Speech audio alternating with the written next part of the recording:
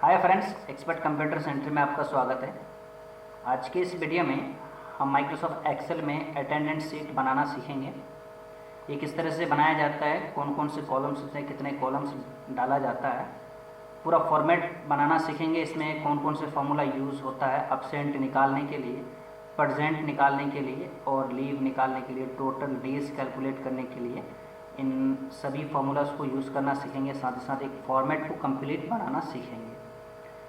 ये बहुत ही इंपॉर्टेंट होता है। अगर आप किसी ऑफिस में काम करते हैं, किसी कंपनी में, तो वहाँ पे भी स्टाफ की जो अटेंडेंस शीट है वो भी बनाना पड़ता है, या किसी को अपने कोचिंग का बना सकते हैं, या आप स्कूल का अटेंडेंस शीट बना सकते हैं। बच्चों के लिए आप किसी का भी अटेंडेंस शीट बना सकते हैं। तो चलिए बिना किसी देरी के इसे स्टार्ट करते हैं बनाना। ये किस तरह से बनेगा, सबसे पहले इसको बनाने के लिए हम एक नया एक्सेल का फाइल ले लेते हैं। Ctrl+N प्रेस करते हैं और एक नया फाइल ले लेते हैं। चलिए सबसे पहले हम यहाँ पे टाइप कर लेंगे अटेंडेंस शीट।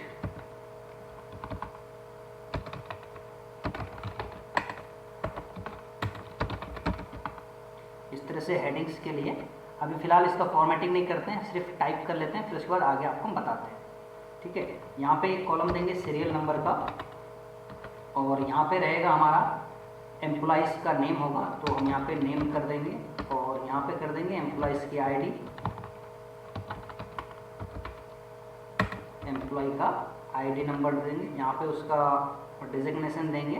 चलिए यहाँ पे हमने अटेंडेंस शीट सबसे ऊपर हेडिंग्स के लिए लिख दिया, सीरियल नंबर, नेम, और यहाँ पे एम्प्लॉय का आईडी, और यहाँ पे डिजिग्नेशन। ठीक है, इनको हम थोड़ा एडजस्ट कर लेते हैं। जैसे देखिए नेम का, सीरियल नंबर का जो कॉलम है वो थोड़ा छोटा ही रहेगा। डाटा देखिए इधर से आपको बहुत लंबा जाएगा, ठीक है, पूरे 30 दिन का। यहाँ नेम का कॉलम को थोड़ा बड़ा कर लेंगे, और फिर एम्प्लॉय वाला माउस पॉइंटर को यहाँ लेके जाना, इस तरह से हम थोड़ा सा इसको बड़ा कर लेंगे, इस तरह से। ठीक है, इसे थोड़ा सा और बड़ा कर लीजिए।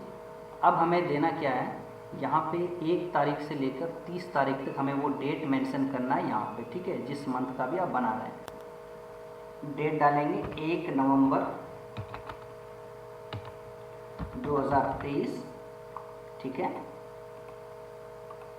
उसके बाद इसी को हम क्या करेंगे, यहाँ पे माउस पॉइंटर को लेके जाएंगे, प्लस साइन बनेगा, इसको हम दबाए दबाए इस तरह से खींच लेंगे। तो देखिए ये पूरे महीना का इस तरह से हम ड्रैग कर लेंगे। कहाँ तक, ये अभी आपका 30 नवंबर यहाँ तक। ठीक है, इस तरह से हमने खींच लिया।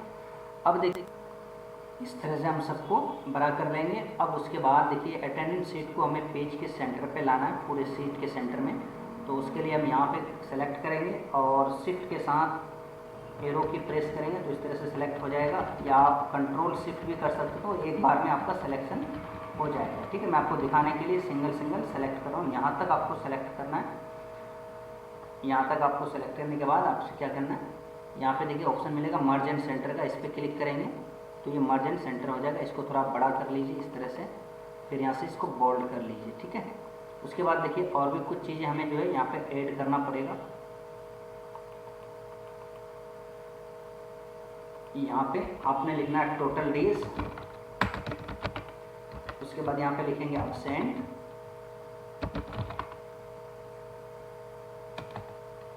उसके बाद लिखेंगे प्रेजेंट,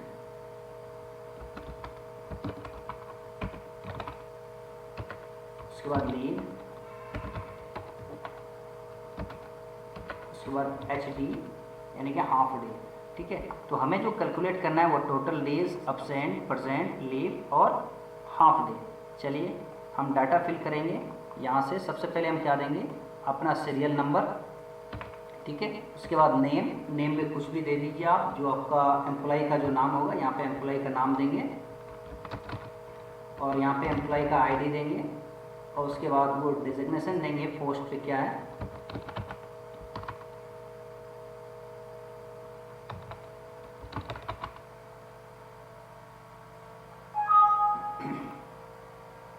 अकाउंटेंट।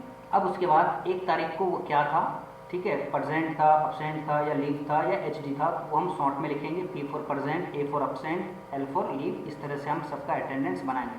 तो सबसे पहले हम क्या करेंगे, इस तरह से हम डाटा को टाइप करेंगे, और यहाँ पे देखिए एंड में जो है total days, absent, present, leave, ये हम कैलकुलेट करना सीखेंगे फॉर्मूला लगा के। तो पहले हम डाटा को फिल कर लेते हैं। यहाँ पे हम वीडियो को पॉज करेंगे और आपको दिखाने के लिए मैं 15 से 20 एम्प्लॉय का पूरा डिटेल हम यहाँ डाल देते हैं। और उससे पहले आपको क्या करना है, 1 तारीख से लेकर 30 तारीख तक जहाँ जहाँ आपको संडे दिखिए, आप कैलेंडर देख लीजिए, जहाँ जहाँ आपको संडे नज़र आ रहा है वहाँ पे क्या करना है, ऑफ लिख देना है। मान लीजिए एक एग्जांपल के लिए बता रहा हूँ, 1 तारीख को अगर आपका संडे है तो यहाँ पे हम ऑफ। चलिए हमने सारे डाटा को यहाँ पे फिल कर दिया है।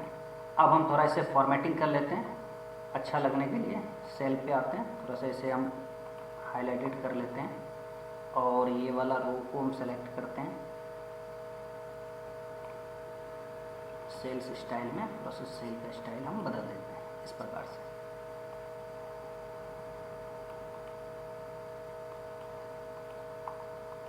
अटेंडेंस को थोड़ा बहुत, जहाँ पे संडे था वहाँ हमने ऑफ कर दिया है हर जगह पे। देखिए यहाँ पे भी ऑफ कर दिया हमने।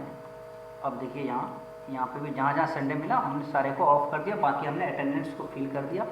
यानी कि प्रेजेंट को P से रिप्रेजेंट किया, हाफ डे को HD से और अब्सेंट को A से, लीव को L से। अब आइए जो सबसे इम्पॉर्टेंट चीज़ है इसमें हमें कैलकुलेट करना है यहाँ पे टोटल डेज, यानी टोटल कितने दिन हुए और प्रेजेंट उसमें से कितना दिन रहा, अब्सेंट कितना रहा, लीव कितना रहा और हाफ डे कितना रहा। चलिए टोटल डेज निकालने के लिए एक फॉर्मूला यूज़ करेंगे जिसका नाम है काउंटा। काउंटा का फॉर्मूला यूज़ करेंगे। सबसे पहले हम इक्वल डालेंगे और टाइप करेंगे CUNTA काउंटा ब्रैकेट ओपन वैल्यू, यानी कि यहाँ से लेकर पूरे जो डाटा है हमारा वो यहाँ तक, यानी 1 तारीख से लेकर 30 तारीख तक सेलेक्ट करेंगे और ब्रैकेट को क्लोज कर देंगे, देन इंटर। बहुत इजी है। देखिए ये टोटल 30 दिन। अब आपको एक बात यहाँ पे समझने वाली, जो 1 महीना होता है तो वो 30 दिन का ही होगा, 31 दिन का होगा या 28 दिन का होगा, ठीक है। तो यहाँ पे इन्होंने किया क्या, काउंटा का फॉर्मूला क्यों यूज़ करेंगे, ये तो हमें ऐसे भी पता चल जाता है कि 30 दिन के मंथ है तो हम यहाँ पे 30 लिख सकते थे।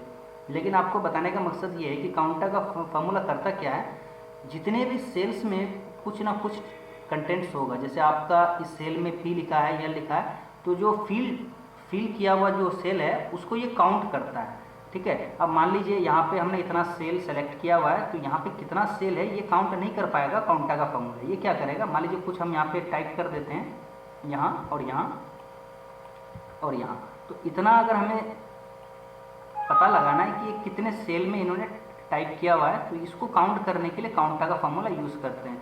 काउंटा का फॉर्मूला बेसिकली क्या करता है, जिस सेल में आपको कुछ ना कुछ लिखा होगा, टाइप होगा, चाहे वो नंबर हो, टेक्स्ट हो, उस सेल को वो काउंट करेगा, ठीक है। ये इसका काम है। चलिए हम यहाँ से इसको साफ करते हैं। ये हमने टोटल डेज निकालने के लिए काउंटा का फॉर्मूला यूज़ कर लिया। अब करते हैं प्रेजेंट।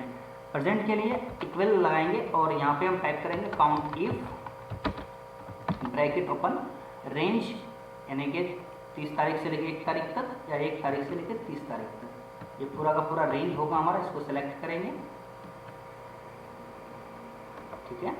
उसके बाद फिर हम, डाटा लंबा है इसलिए बार बार मुझे स्क्रॉलिंग करना पड़ता है। इसके बाद कॉमा लगाएंगे।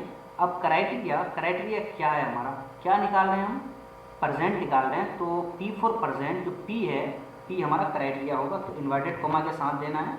इन्वर्टेड कॉमा ओपन करेंगे, P देंगे, इन्वर्टेड। देखिए 19 डेज, ये हमारा 19 दिन प्रेजेंट हुआ, ठीक है। उस तरह से एब्सेंट निकालेंगे, फिर से इक्वल प्रेस करेंगे, काउंट इफ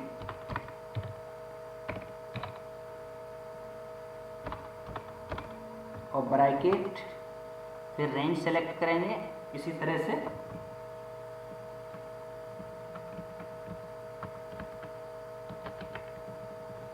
यहाँ तक सेलेक्ट करेंगे, फिर कॉमा लगाएंगे,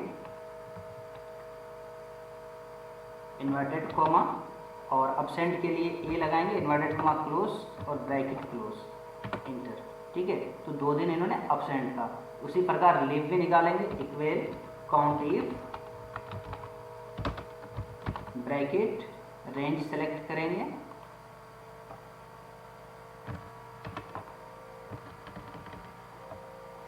और कॉमा लगाएंगे,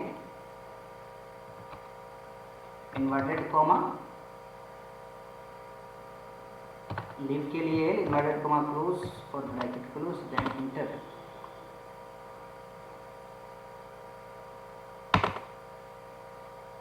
दो दिन लीव। उसी प्रकार फिर हम HG भी लगाएंगे। ठीक है, count if bracket range select करेंगे,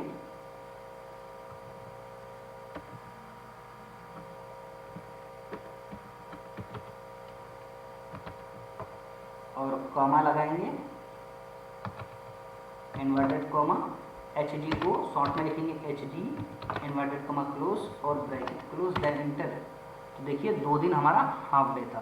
तो इस प्रकार से आप अटेंडेंस शीट बना सकते हैं।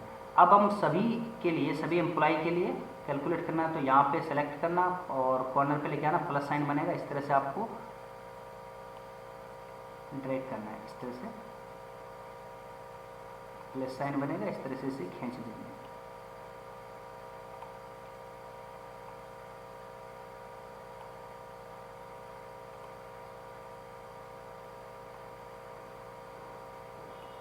इस तरह से सभी के लिए तैयार हो जाएगा। तो ये बेसिक है, हमें क्या निकालना है, total days, present, absent, leave और HG किस तरह से कैलकुलेट किया जाता है और एक अटेंडेंस शीट को किस तरह